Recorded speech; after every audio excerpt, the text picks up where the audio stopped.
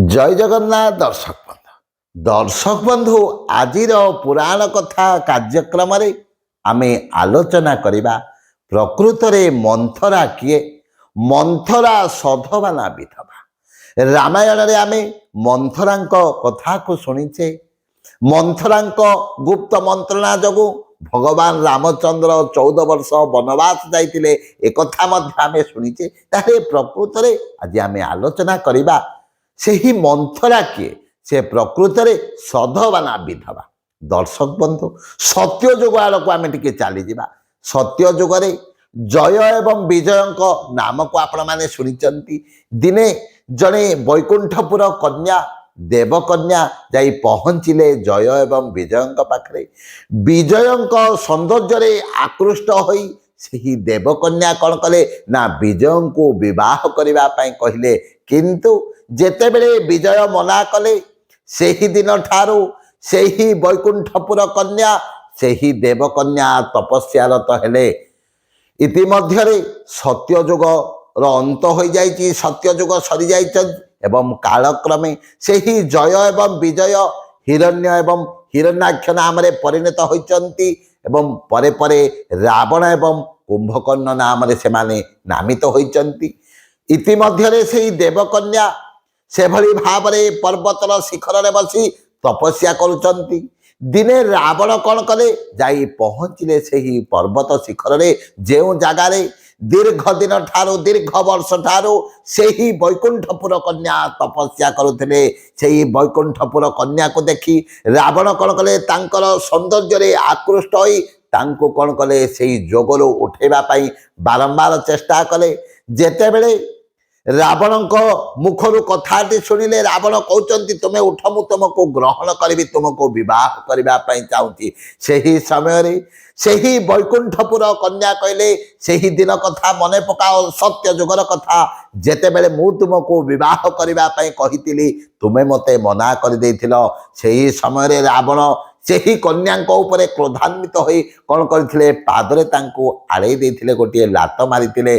सेही ठारू सेही पर्वत उपरो तलको जाई कैकेयी नामक राज्यर एक जगार से पड़िले। सेही कन्या सेही जगार पड़िचंती। सेही कैकेयी राज्यर राजा दिने कौन करचंती मृगया करने को जंगल मध्य को जाउचंती। हठात तांकर दृश्यमान हला गोटे झीओटीए पड़िची। कहीं जड़े झीओटी असहाय भाव में पड़ी ताको सेठारु उठेले कहले माँ प्रकृत रे तू किए आ तू मो पाखक चा कहीं कैकेयी राजांकर झीओं नाम हेउची कैकेयी। तांको घरे तांको स्त्री मृत होइतिले मरी जाइतिले तेणु से झीओर लालन पालन दायित्व से झीओटी को देइथिले। एवं कालक्रमे से कैकेयी राजांकर झीओ कैकेयी राजा दशरथंक सह विवाह होइतिला। एवं समयानुक्रमे राजा दशरथ कौन कले पुत्रेष्टि यज्ञ कले भगवान धरापृष्ठ आविर्भाव होता। आम तो रामायण पृष्ठा को जदि ओलटेबा यही कथा को आम जापर विप्रधेनुसुर संतहित लीन मनोज अवतार निज इच्छा निर्मित तनु माया गुणगोपार आम जानीचे जब जब होए धर्म के हानि बाढ़ई असुर अधम अभिमानी करही अनीति जाई नहीं बरनी सीधई विप्र धेनुसुर धरनी।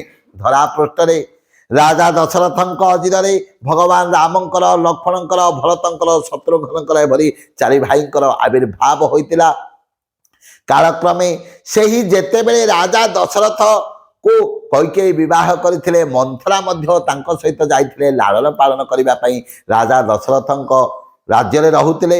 एवं धीरे धीरे कौन हैला ना जेतेबेले भगवान रामचंद्र जन्म हेले एवं बड़ हेले विवाह कार्य संपादन परे कैकेयी को एभली भाव रे गुप्त मंत्रणा मंथरा देला जे भगवान राम कौन कले ନା 14 ବର୍ଷ ବନବାସ କଲେ ଏବଂ ବନବାସ କରିବା ସମୟରେ ମାତା ସୀତାଙ୍କୁ ରାବଣ ହରଣ କରିନେଲା ଏବଂ ଯେତେବେଳେ ହରଣ କରିନେଲା ଆମେ ତ ଜାଣିଛେ ଭଗବାନ ରାମ କ'ଣ କଲେ ସେତୁବନ୍ଧ ବାନ୍ଧି ଯାଇ ଲଙ୍କାରେ ପହଞ୍ଚିଲେ ଏବଂ ରାବଣକୁ କ'ଣ କଲେ ବଦ୍ଧ କରିଥିଲେ।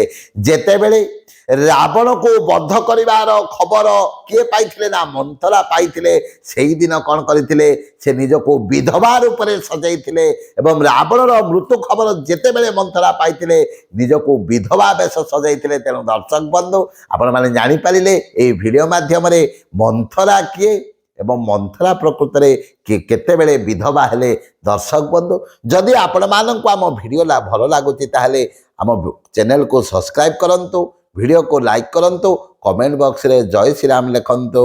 जय जय जगन्नाथ, जय जय जगन्नाथ।